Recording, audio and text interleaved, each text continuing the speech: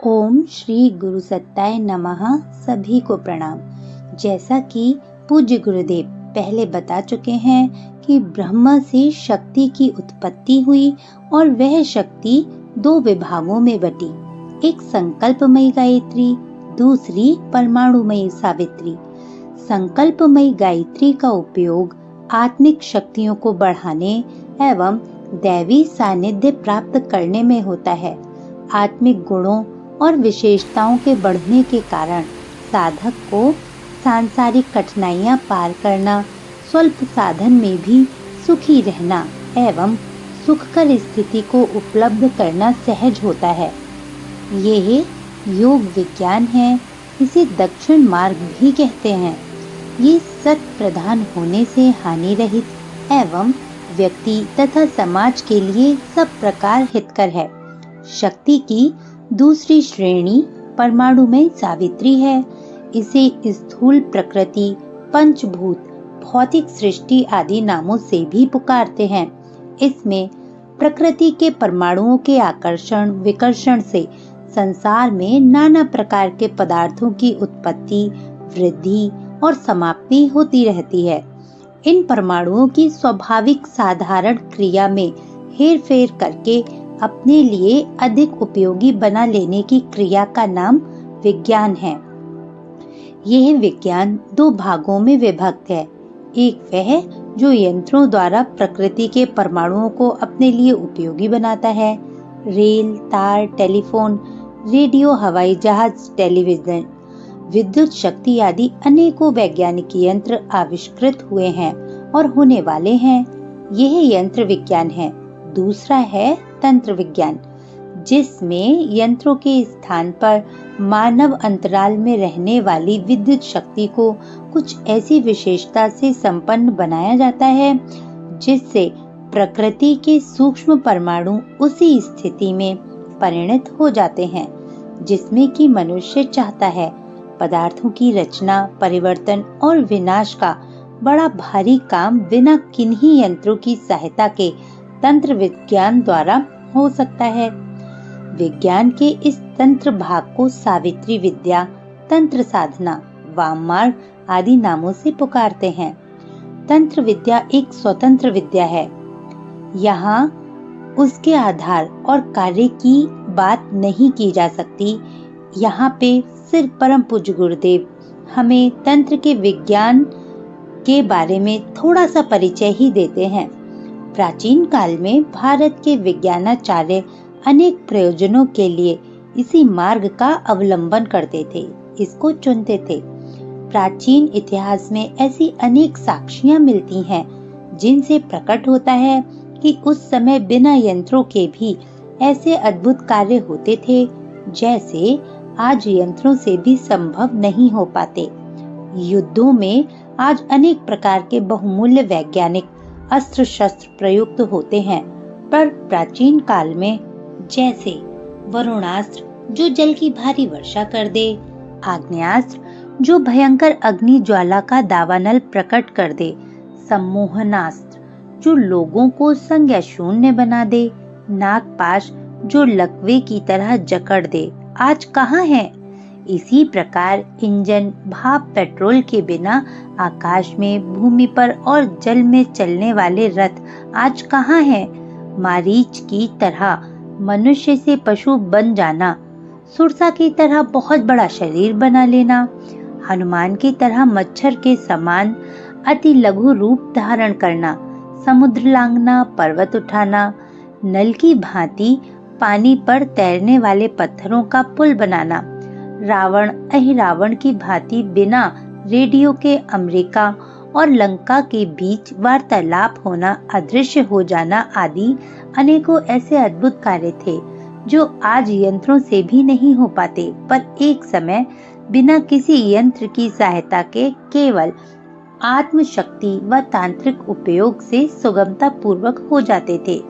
इस क्षेत्र में भारत भारी उन्नति कर चुका था और संसार पर चक्रवर्ती शासन करने एवं जगत गुरु कहलाने का यह भी एक कारण था। नागार्जुन, गोरखनाथ, मच्छिंद्रनाथ आदि सिद्ध पुरुषों के पश्चात भारत से इस विद्या का लोप होता गया और आज तो इस क्षेत्र में अधिकार रखने वाले व्यक्ति कठिनाई से ढूंढे मिलते हैं। इस तंत्र विज्ञान की कुछ लंगड़ी लूली टूटी फूटी शाखा प्रशाखाएं जहां तहां मिलती हैं, उनके चमत्कार दिखाने वाले जहां तहां मिल पाते हैं। उनमें से एक शाखा है दूसरों के शरीर मन पर अच्छा या बुरा प्रभाव डालना।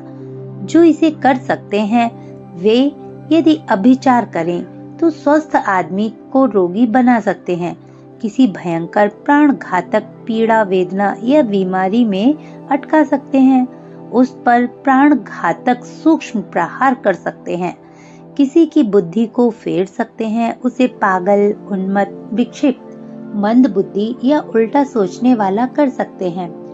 भ्रम भय संदेह आशंका और बेचैनी के गहरे दलदल में फंसाकर उसके मानसिक धरातल को अस्त व्यस्त कर सकते हैं। इसी प्रकार अप्रत्यक्ष चेतना शक्ति द्वारा किसी व्यक्ति पर बुरा प्रभाव पड़ा हो तो उसे दूर कर सकते हैं। नजर लगना, उन्माद, भूतोन्माद, ग्रह अनिष्ट, बुरे दिन, किसी के द्वारा प्रेरित अभिचार या मानसिक उद्वेग द्वारा आदि को शांत किया जा सकता है। शारीरिक रोगों का निवारण, सर्प बिच्छू आदि का दंशन एवं विषैले फोड़ों का समाधान भी मंत्रों द्वारा होता है। छोटे बालकों पर इस विद्या का बड़ी आसानी से भला या बुरा प्रभाव डाला जा सकता है। तंत्र साधना द्वारा सूक्ष्म जगत में विचरण करने वाली अनेक चेतना ग्रंथियों में से किसी विशेष प्रकार की ग्रंथि को अपने लिए जागृत, चैतन्य, क्रियाशील एवं अनुचरी बनाया जा सकता है। देखा गया है कि कई तांत्रिकों को शमशान, पिशाच, भैरव, छाया पुरुष, ब्रह्म राक्षस, वेताल, कर्ण पिशाचनी, त्रिपुर सुंदरी, कालरात्रि, दुर्गा आदि की सिद्धि होती है।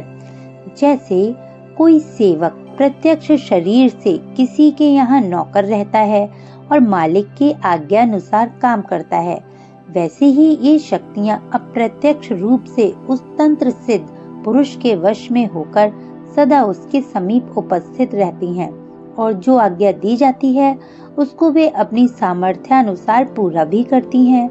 इस रीति से कई बार ऐसे ऐसे अद्भुत काम किए जाते हैं कि उनके कारण आश्चर्य से दंग हो जाना पड़ता है।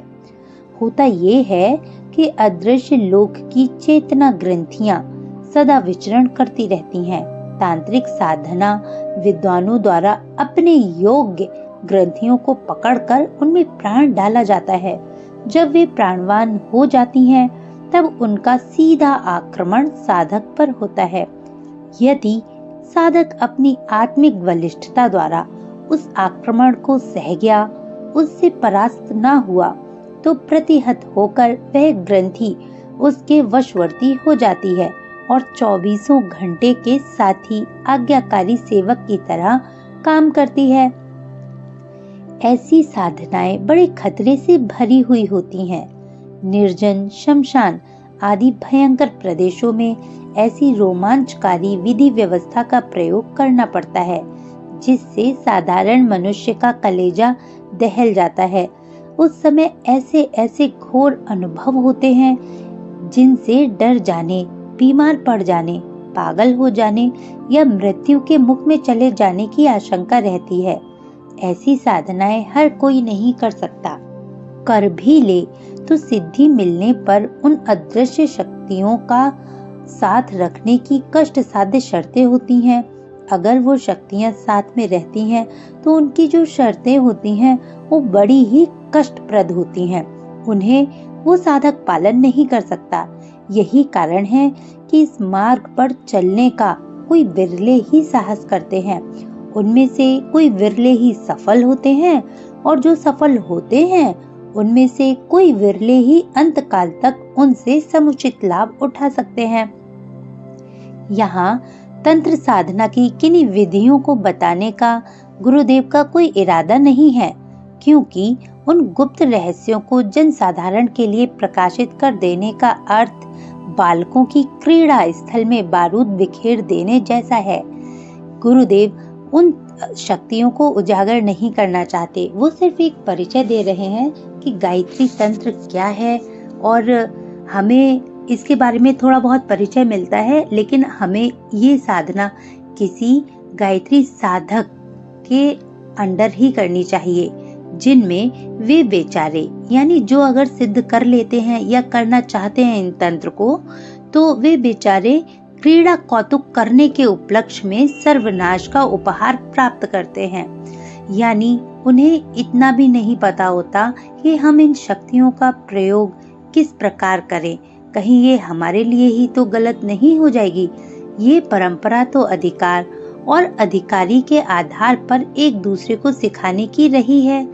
हमें स्वयं इस मार्ग पर प्राण घातक खतरे में होकर गुजरने का कटु अनुभव है, फिर भोले भाले पाठकों को कोई खतरा उपस्थित कर देने के लिए उस शिक्षण विधि को बता देना, मारने की भूल परम पूज्य गुरुदेव कैसे कर सकते हैं, क्योंकि वो स्वयं इन तंत्र साधनाओं से गुजर चुके हैं और अपने अनुभव के आधार पर हम लोगों को सावधान करते हैं कि हम लोग ये तंत्र साधनाएं सिद्ध करने की जरा भी कोशिश ना करें, क्योंकि ये हमारे जीवन में बहुत ही भयंकर परिणाम को उपस्थित कर सकती हैं।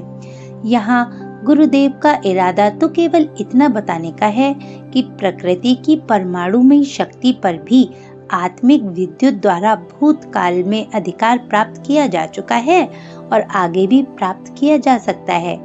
ये ठीक है कि आज ऐसे व्यक्ति दिखाई नहीं पड़ते जो प्रत्यक्ष रूप से ये प्रमाण दे सके कि किस प्रकार अमुक यंत्र का काम अंदर की बिजली से अमुक प्रकार हो सकता है।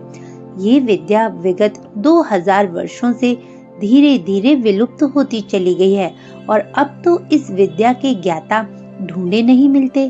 वैसे तो वैज्ञानिक यंत्रों के अनेकों आविष्कारों के कारण उतनी आवश्यकता आज नहीं रही, फिर भी उस महाविद्या का प्रकाश तो जारी रहना ही चाहिए।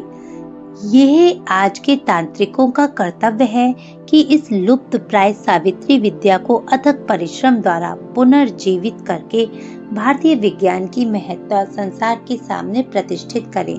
आज के तांत्रिक जितना कर लेते हैं, यद्यपि ये भी कम महत्वपूर्ण और कम आश्चर्यजनक नहीं है, फिर भी इस मार्ग के पथिकों को तब तक चैन नहीं लेना चाहिए जब तक कि परमाणु प्रकृति पर आत्मिक शक्ति द्वारा अधिकार करने के विज्ञान में पूर्व काल जैसी सफलता प्राप्त न हो जाए।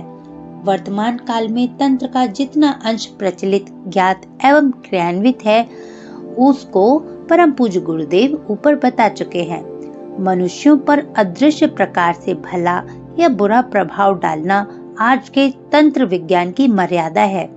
वस्तुओं का रूपांतर, परिवर्तन, प्रकटीकरण, लोप एवं विशेष जाति के परमाणुओं का एकीकरण करके उनके शक्तिशाली प्रयोग का भाग आज प्रायः लुप्त है। चैतन्य ग्रंथियों का जागरण और उनको वशवर्ती बनाकर आज्ञा पालन कराने में विक्रमादित्य के समान साधक आज नहीं है, पर किन्हीं अंशों में इस विद्या का अस्तित्व मौजूद अवश्य है।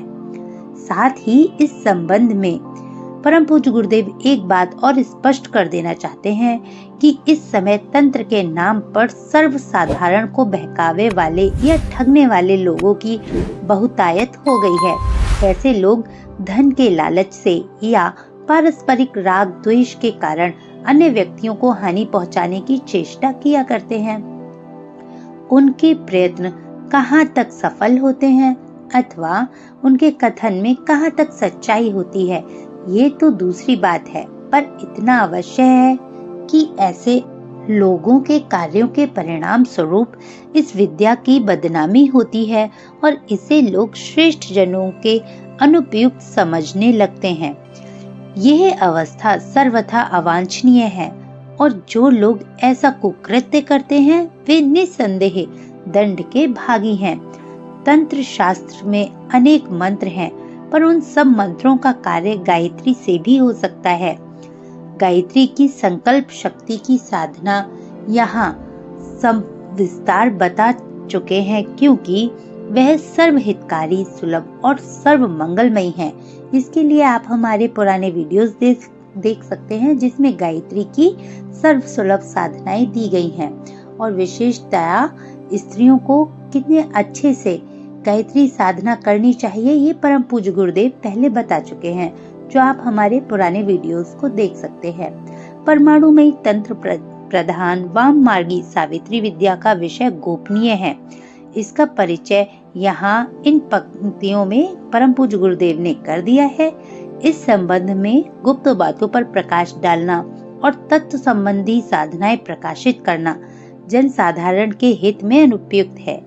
इसलिए परम पूज्य गुरुदेव ने इसको और विस्तृत न करके यहीं समाप्त कर दिया है। आज के लिए इतना ही। आपका दिन शुभ हो। ओम शांति।